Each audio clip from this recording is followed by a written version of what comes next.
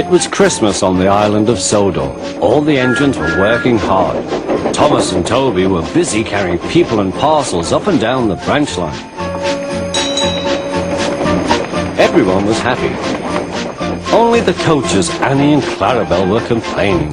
It's always the same before Christmas, they groaned. We feel so full, we feel so full. Oh, come on, said Thomas. Where's your festive spirit? Christmas Day is almost here. By the side of the track was a lonely little cottage with a familiar figure waving to them. It's Mrs. Kindly, whistled Thomas. Peep, peep, Happy Christmas!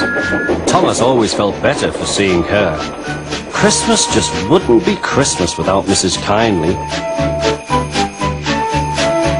When work was over, Thomas went to see the other engines. All their coats had been polished. Ha, said Gordon, just look at us.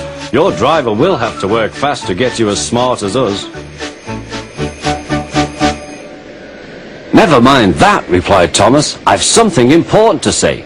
Do you realize it's a whole year since Mrs. Kindly saved us from a nasty accident? You remember when she was ill in bed and... Yes, of course, interrupted Edward. You told us how she waved her red dressing gown out of her window to warn you about a landslide ahead. And you and Toby gave her presents, Percy joined in. And the Fat Controller sent her to Bournemouth to get better. But, said James and Henry together, the rest of us have never thanked her properly. Exactly, said Thomas. So now I think we should all give her a special Christmas party. Everyone was getting very excited, and the drivers felt sure that the Fat Controller would agree, as indeed he did. The engines were all busy making plans when silence fell. The Fat Controller had bad news. The weather's changed badly. Mrs. Kindly is snowed up. Toby says he'll help to rescue her. You must help too, Thomas. There's no party unless you do. Thomas hated snow, but he said bravely, I'll try, sir. We must rescue her. We must. There's a good engine. You and Toby will manage splendidly.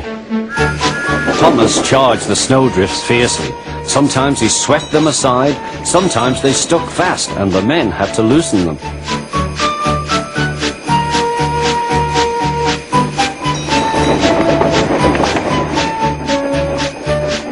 But at the cutting near the cottage, they could go no further. Look at that, exclaimed Thomas's fireman. Peep, peep, peep, here we are, whistled Thomas. An answering wave came from an upstairs window. Then they heard a familiar sound. That's Terence, said Thomas. He's come to help too. Sure enough, Terence had a snowplow and was working hard to clear a path to the railway line in safety. At long last, the rescue was complete. Percy took the tired workmen home. Terence said goodbye to Mrs. Kindly and promised to take care of her cottage as he watched them all set off. The engines made good time. No more snow had fallen, but the yard was dark. Thomas's heart sank. Suddenly, all the lights went on. What a marvelous sight awaited Mrs. Kindly. Well done, said the Fat Controller. I'm really proud of you all. Mrs. Kindly especially thanked the smaller engines. Thomas and Toby are all friends, she said. And now, Percy, you are my friend too. Percy was very pleased. 3 cheers for Mrs. Kindly, he called. Peep, peep, peep, they all whistled. We wish you a Merry Christmas, we wish you a Merry Christmas, we wish you a Merry Christmas and a Happy New Year.